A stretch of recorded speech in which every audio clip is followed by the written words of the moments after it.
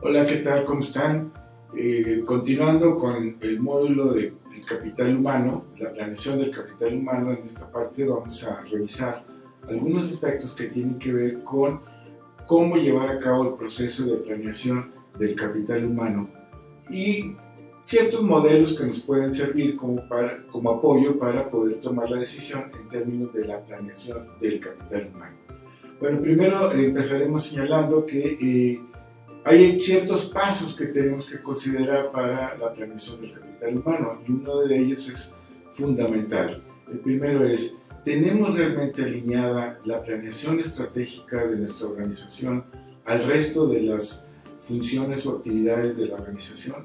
Y con esto quiero señalar lo siguiente, que si la planeación del capital humano está alineada también a lo que es la planeación de la propia organización. Por eso es importante señalar que los objetivos y las estrategias de recursos humanos deben estar vinculados también a los objetivos y estrategias de manera total a los ámbitos de la organización, en virtud de que sabemos que las organizaciones son un sistema y por lo tanto tendrán que ser vistas como un todo. Bien, el primer paso que debemos considerar es evaluar los recursos humanos. Tenemos que, para hacer una planeación de recursos del capital humano, tendremos que estar evaluando los recursos o el capital humano con que contamos a la organización para, en un segundo momento, prever cuáles son las necesidades que tenemos en el ámbito del capital humano y poder desarrollar como tercer paso e implementar planes para el desarrollo, para la formación del capital humano y entonces así poder corregir y poder evitar los excesos que se pueden tener en materia de personal, también corregir y evitar la falta de personal. En ese sentido entonces tenemos que considerar y tenemos que prever las necesidades que se tienen en el ámbito del capital humano, de tal manera que un primer elemento que debemos considerar es los requerimientos de personal. Necesito nueva gente. Lo segundo es la disponibilidad de los candidatos y si necesito nueva gente, ¿dónde están esos candidatos? Y el tercero, de si los candidatos que están fuera de mi organización están dispuestos o hay disponibilidad para desarrollar estos elementos o convertirlos en miembros de la organización y generar un proceso adecuado de lo que sería de las necesidades en términos del capital humano. Es decir, tenemos que planear tomando en cuenta los procesos integrales que se están dando en la organización. Esto puede ser quizá en la función de la apertura de nuevas plantas o de nuevas sucursales o de un nuevo negocio o puede ser también que se dé en términos de la reducción de operaciones. Bien, tenemos algunos modelos que nos pueden dar la pauta para poder desarrollar la planeación del capital humano. Hay que considerar que lo recomendable es que al momento que se establezcan los procesos de planeación de la organización, también se trabaje en el proceso de planeación de los recursos humanos y de esta manera poder entonces tener un alineamiento general entre la planeación de la organización y la planeación del capital humano. Sin embargo, hay ocasiones en que la planeación del capital humano se hace posterior a la planeación, al desarrollo de la planeación estratégica en las organizaciones. Y a este tipo de planeación le llamaríamos una planeación adaptativa.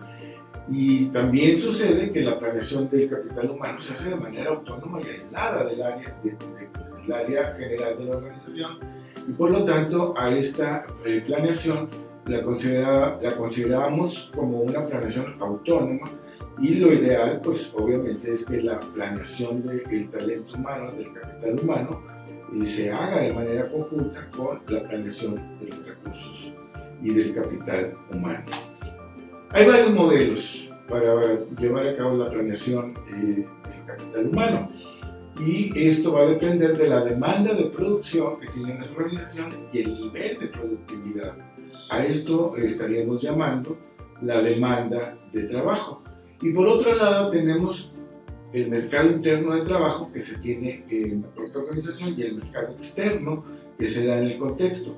A estos elementos le llamaríamos la oferta de trabajo. Entonces, las bases de la planeación estratégica en el ámbito del capital humano son la demanda y la oferta de trabajo. Tenemos varios modelos y uno de ellos es el modelo de la planeación estratégica del capital humano. Ya no basta, dice el modelo, con solo pensar en función de las personas en términos de las que entran o salen, sino ahora en la propuesta del modelo de la planeación estratégica, pues debemos considerar o se debe tomar en cuenta las competencias, las competencias que son necesarias para que contribuyan al éxito de la organización, tomando en cuenta los talentos y a partir de la definición de los objetivos y las metas que se tienen en la organización. Y por lo tanto, pues crear un clima y una cultura favorable para alcanzar los objetivos de la organización y el desarrollo de las personas. Entonces, el modelo de planeación estratégica se centra fundamentalmente en el desarrollo de la organización a partir del uso óptimo del capital. Y cuando hablo de uso, me refiero a la disponibilidad que se puede tener del capital humano a la organización.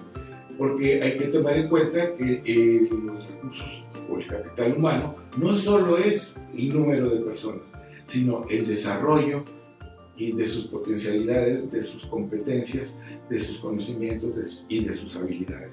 Eso es lo que plantea el modelo de planeación del capital humano a partir de acciones estratégicas.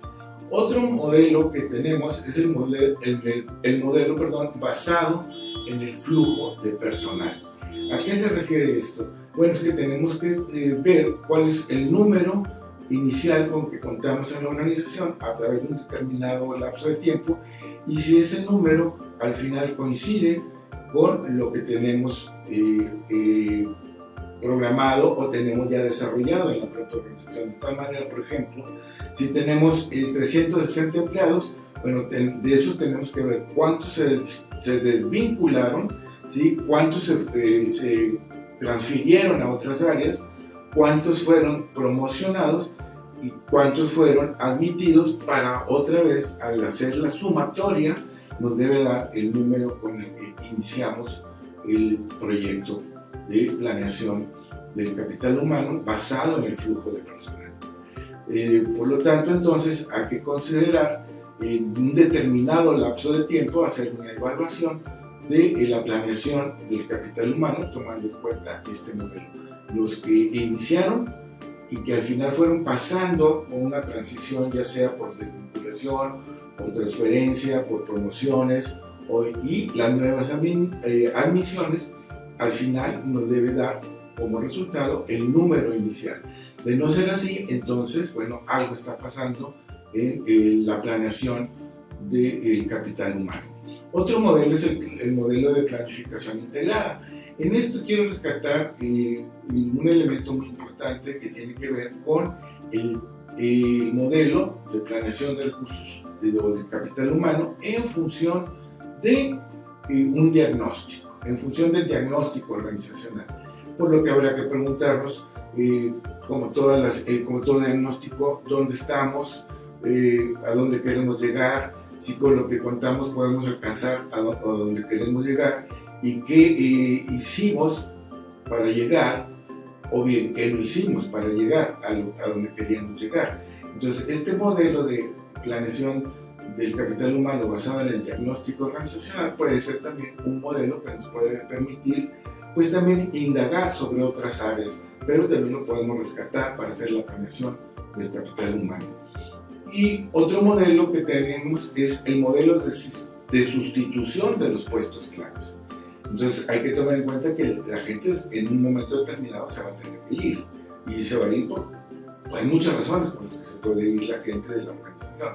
Entonces este modelo de sustitución de puestos claves nos va a dar la posibilidad de poder identificar quiénes son aquellas personas, aquellos individuos que tienen la suficiente formación, el suficiente desarrollo de las competencias como para poder ascender o poder ocupar otros puestos.